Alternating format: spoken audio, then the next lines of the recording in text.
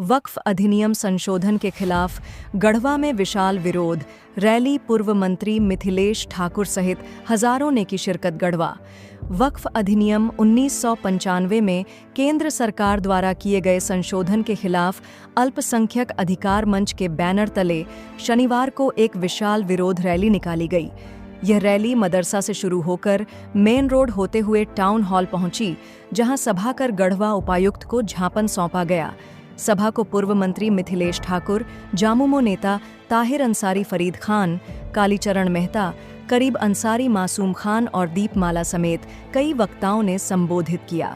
उन्होंने संशोधन को अल्पसंख्यकों के अधिकारों के खिलाफ बताते हुए इसे असंवैधानिक और भेदभावपूर्ण बताया। वक्ताओं ने कहा कि संशोधित अधिनियम से मुस्लिम समुदाय की धार्मिक स्वतंत्रता और संपत्ति अधिकारों पर खतरा है। साथ ही इसमें गैर मुस्लिमों की संपत्ति को वक्फ में शामिल किए जाने की आशंका जताई गई। प्रदर्शनकारियों ने अधिनियम 2025 को वापस लेने या उसमें सुधार की मांग की।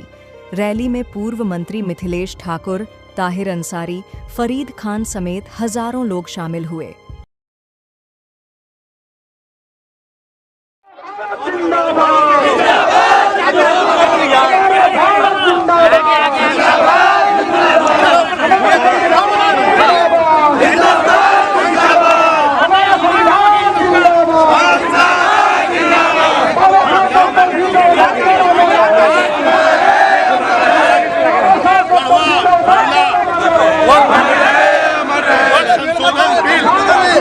केंद्र सरकार ने काला कानून को पारित किया है, उसके विरोध में आज गढ़वा के वक्फ बोर्ड के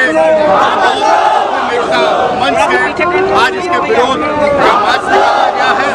और हम इंडिया गठबंधन झारखंड में इस काले कानून का पुरजोर विरोध करता है कि केंद्र की सरकार अपने बहुमत का बेजा उपयोग करके तरह तरह के काले कानून लागू कर रही है। कभी कृषि बिल लागू करती है, जिसमें कितने किसानों की जान जाती है और किसानों को आतंकवादी कहने का काम करती है। कभी नोटबंदी करती है, कभी जीएसटी लागू करती है और आज वक्फ कानून को इन्होंने इसमें बदलाव करने का काम किया है, जिस पर हमारे अल्पसंख्यकों का अधिकार है।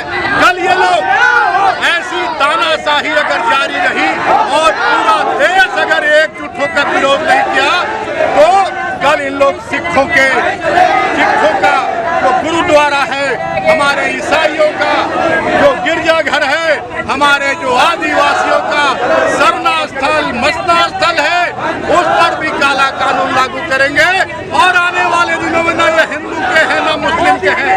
केंद्र में बैठी तानाशाही सरकार पूरी तरह से तानाशाही पर उतारू हो गई है। भाइयों को भी चेताना चाहता हूँ कि हमारे सनातनी भाइयों के भी बहुत सारे मठ हैं, बहुत सारे महंतों के मठ हैं, हमारे साधु महात्माओं के मठ हैं, हजारों एकड़ भी है, उस पर भी कब्जा करने का इनकी नीयत है और पूरी तरह से लोकतंत्र को समाप्त करके और तानाशाही तानाशाही हावी करना चाहते हैं। इनकी बात ये कहते हैं कि एक वन नेशन वन इलेक्शन, और आने वाले दिनों में अगर जनता नहीं चलेगी तो ये कहेंगे कि वन गवर्नमेंट नो इलेक्शन। इस ओर हमारा देश आगे जा रहा है। हमारे बाबा साहब भीमराव अम्बेडकर जी के बनाए संविधान को तार-तार किया जा रहा है, जा रही है, बहुमत का बेजा उपयोग किया जा रहा है। इसके लिए हम लोग आज इसका विरोध कर रहे हैं कि अगर विरोध नहीं होगा ये काला